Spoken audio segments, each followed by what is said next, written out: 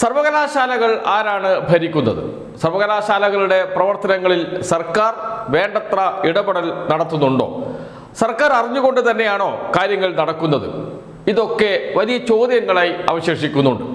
ഈ ചോദ്യം ഇപ്പോൾ ഉയർത്താൻ കാരണം ഒരു വാർത്ത വന്നിട്ടുണ്ട്. കേരള സർവകലാശാലയിലെ 6 സിൻഡിക്കേറ്റ് അംഗങ്ങളെ മാറ്റി പകരം 6 പേരെ സർക്കാർ നോമിനേറ്റ് ചെയ്തു. യാതൊരു തെറ്റുമില്ല, ചെയ്യേണ്ട നടപടി തന്നെയാണ്. ഒരു സർക്കാർ മാറി പുതിയ സർക്കാർ വരുമ്പോൾ നേരത്തെയുള്ള സർക്കാർ നോമിനേറ്റ് ചെയ്ത അംഗങ്ങളെ മാറ്റി പുതിയ സർക്കാരിൻ്റെ നോമിനികളെ നിയമിക്കും. അത് സാധാരണമാണ്. അതുമാത്രമാണ് ഇവിടെ നടന്നത്. എന്നാൽ ആ നടത്തിയ രീതി അതാണ് സംശയകരം. എവിടെ നിന്നാണ് ഈ പേരുകൾ വന്നത്? ആരാണ് ഈ പേരുകൾ നിശ്ചയിച്ചത്? വലിയ ചോദ്യം.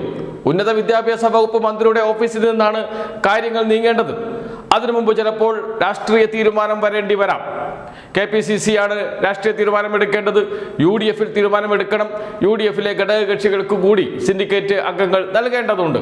അതുകൊണ്ട് UDF ചർച്ച ചെയ്ത് തീരുമാനമെടുക്കണം. അങ്ങനെ വല്ല തീരുമാനവും ഉണ്ടായോ? അങ്ങനെയൊന്നും ഉണ്ടായില്ല എന്ന് പറയുന്നത് മലയാള മനോരമ തന്നെയാണ്. മലയാള മനോരമയിൽ ഇത് സംബന്ധിച്ച് വാർത്ത വന്നിട്ടുണ്ട്. കേരള സർവകലാശാല സിൻഡിക്കേറ്റിലേക്ക് 6 പുതിയ അംഗങ്ങൾ എന്നാണ് തലക്കെട്ട്.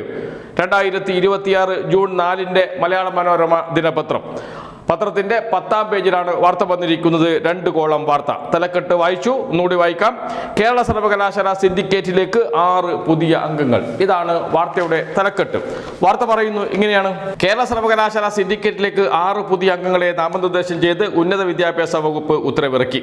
ഇതോടെ സിൻഡിക്കേറ്റിൽ UDF മേൽക്കൈയായി.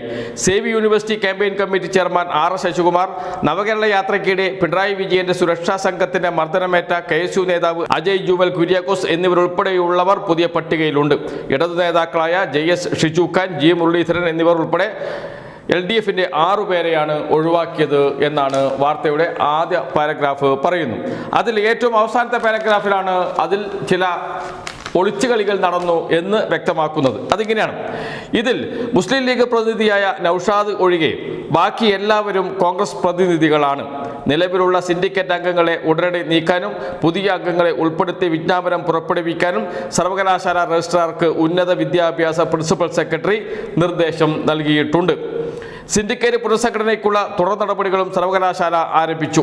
ഉന്നത വിദ്യാഭ്യാസ വകുപ്പ് മന്ത്രി റോജി ജോണിന്റെ ഓഫീസിൽ പുതിയ സിൻഡിക്കേറ്റ് അംഗങ്ങളുടെ പട്ടിക തയ്യാറാക്കുന്നതിനിടെ വകുപ്പ് പ്രിൻസിപ്പൽ സെക്രട്ടറി B അശോക് പട്ടിക പുറത്തിറക്കി. എന്താണ് ഉന്നത വിദ്യാഭ്യാസ വകുപ്പ് മന്ത്രിയുടെ പണി? അദ്ദേഹം ഒന്നും അറിയുന്നില്ല. അദ്ദേഹം അവിടെ റബ്ബർ സ്റ്റാമ്പ് പോലെ ഇരിക്കുകയാണ്. കാര്യങ്ങൾ തീരുമാനിക്കുന്നത് B അശോകാണ്. B അശോകും മുഖ്യമന്ത്രിയുടെ ഓഫീസുമായി ബന്ധപ്പെട്ടിട്ടാണോ തീരുമാനമെടുത്തത്? അതല്ല B അശോക് ബാഹ്യമായ ഇടപെടലിന് വഴങ്ങുകയാണോ? തുടങ്ങിയ ചോദ്യങ്ങളൊക്കെ ഇവിടെ അവശേഷിക്കുന്നുണ്ട്. ആ വരി, മലയാള മനോരമ കൊടുത്ത ആ വരി ഒന്നുകൂടി വായിക്കാം. അത് ഇങ്ങനെയാണ്: സിൻഡിക്കേറ്റ് പുനഃസംഘടനയ്ക്കുള്ള തുടർ നടപടികളും സർവകലാശാല ആരംഭിച്ചു. ഉന്നത വിദ്യാഭ്യാസ വകുപ്പ് മന്ത്രി റോജി ജോണിന്റെ ഓഫീസ് പുതിയ സിൻഡിക്കേറ്റ് അംഗങ്ങളുടെ പട്ടിക തയ്യാറാക്കുന്നതിനിടെ വകുപ്പ് പ്രിൻസിപ്പൽ സെക്രട്ടറി B അശോക് പട്ടിക പുറത്തിറക്കി. അതിനുശേഷം പറയാണ്: എന്നാൽ ഈ പേരുകൾ തന്നെയാണ് മന്ത്രിയുടെ ലിസ്റ്റിലും ഉണ്ടായിരുന്നത് എന്നാണ് വിവരം. മന്ത്രിയെ ഒന്ന് തടുപ്പിക്കുന്നുണ്ട് മലയാള മനോരമ.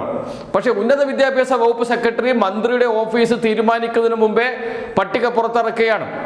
ആരാണ് ഉന്നത വിദ്യാഭ്യാസ വകുപ്പ് സെക്രട്ടറി? B അശോകാണ്. അദ്ദേഹം എങ്ങനെയാണ് ആ സ്ഥാനത്തേക്ക് വന്നത്? അദ്ദേഹത്തിനെതിരെ ആ സമയത്ത് ഉയർന്നു വന്ന ആരോപണങ്ങൾ എന്തൊക്കെയാണ്? ആരുടെ നോമിനിയാണ് അദ്ദേഹം? സംഘപരിവാറിന്റെ നോമിനിയാണ് എന്ന രൂപത്തിലുള്ള ചർച്ചകൾ വന്നിരുന്നു. എന്ന് വെച്ചാൽ ഉന്നത വിദ്യാഭ്യാസ വകുപ്പ് മന്ത്രി റോജി ജോണിന്റെ ഓഫീസ് അറിയാതെ അതിനു മുമ്പ് തന്നെ പട്ടിക പുറത്തിറക്കുന്നു ഉന്നത വിദ്യാഭ്യാസ വകുപ്പ് സെക്രട്ടറി. എവിടെ നിന്ന് ഉന്നത വിദ്യാഭ്യാസ വകുപ്പ് സെക്രട്ടറിക്ക് ഈ പേരുകൾ ലഭിച്ചു? ആ ചോദ്യത്തിനുള്ള ഉത്തരം മന്ത്രി റോജി ജോണാണ് പറയേണ്ടത്. അതല്ലെങ്കിൽ പറയേണ്ടത് B അശോകാണ്. B അശോകന്റെ പുതിയ നീക്കം പുറത്തു വന്നിട്ടുണ്ട്, വാർത്ത വന്നിട്ടുണ്ട്. അദ്ദേഹം നേരിട്ട് സർവകലാശാലകൾ സന്ദർശിക്കുകയാണ്. ഉന്നത വിദ്യാഭ്യാസ വകുപ്പ് സെക്രട്ടറിക്ക് സർവകലാശാലകളിൽ എന്താണ് കാര്യം? അദ്ദേഹത്തിന് അവിടെ എന്ത് ഇടപെടൽ നടത്താൻ കഴിയും?